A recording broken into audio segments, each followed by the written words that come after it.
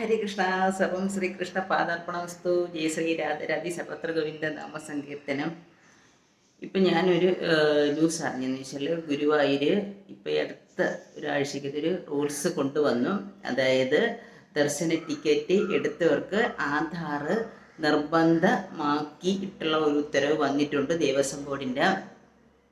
അപ്പം എൻ്റെ അഭിപ്രായം എന്ന് വെച്ചാൽ ഇപ്പോൾ അവിടെ ദർശന ടിക്കറ്റ് എത്ര പേർക്കെന്നേ ഉള്ളൂ, നെയ്വിളക്ക് പോലെ എടുത്ത് ആണ് ടിക്കറ്റ് എടുക്കുന്നത്. പക്ഷേ എല്ലാ പേർക്കും ഒരു ദർശന ടിക്കറ്റ് തിരുപ്പതി പോലെ എടുത്ത് അവർക്കൊരു ടൈം ഫിക്സ് ചെയ്ത് ദർശന സമയം ബുക്ക് ചെയ്ത് അവർക്ക് അവിടെ ലൈനിൽ നിർത്തുക എന്നാണ് എൻ്റെ ഒരു അഭിപ്രായം. കാരണം ഓരോരുത്തർക്കും ഒരു സമയം കൊടുക്കുമ്പോൾ ആ സമയത്ത് അവർക്ക് അവിടെ വന്ന് നിന്ന് ഭഗവാനെ കാണാൻ കഴിയും. അല്ലാതെ ഏകാദശിയൊക്കെ വരുന്ന ദിവസങ്ങളിലും അല്ലാതെ അവധി ദിവസങ്ങളിലും ഉദയാസ്തമന പൂജ ഉള്ള ദിവസങ്ങളിലൊക്കെ ഭയങ്കര തിരക്കാണ്. മിക്കവർക്കും ഭഗവാനെ കാണാൻ പറ്റാതെ കൊടിമര ചുവട്ടിൽ നിന്ന് തൊഴുതിട്ട് പോവുകയാണ് ചെയ്യുന്നത്.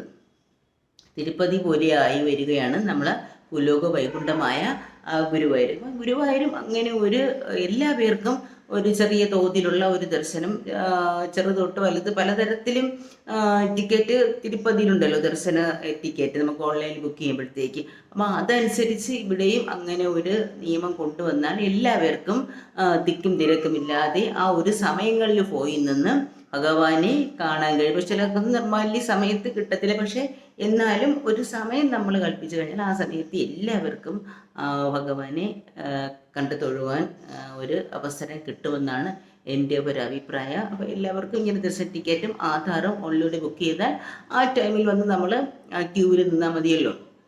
തിരുപ്പതിയിൽ നമുക്കൊരു ടൈം തരുമ്പോൾ ആ സമയത്താണ് നമ്മൾ പോയി ആ ക്യാബിൽ നിൽക്കുന്നത്. ചിലപ്പോൾ 1 മണിക്കൂർ നിൽക്കുമ്പോൾ നമുക്ക് ആ ടൈം നമ്മളുടെ ടൈം വന്ന് കിട്ടും. ആ സമയത്ത് നമുക്ക് തിരുപ്പതി ഭഗവാനെ ദർശിക്കാൻ തരുന്നുണ്ട്.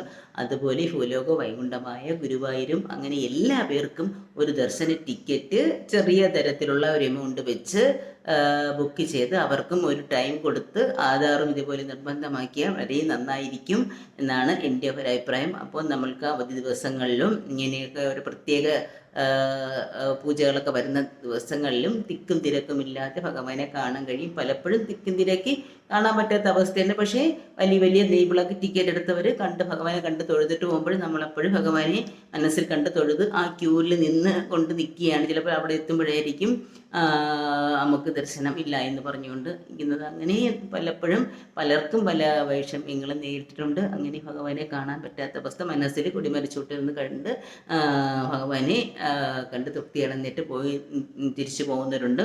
ഭഗവാൻ എല്ലാവരെയും കാണുന്നുണ്ടെങ്കിലും നമ്മൾക്ക് ഭഗവാനെ മനസ്സിൽ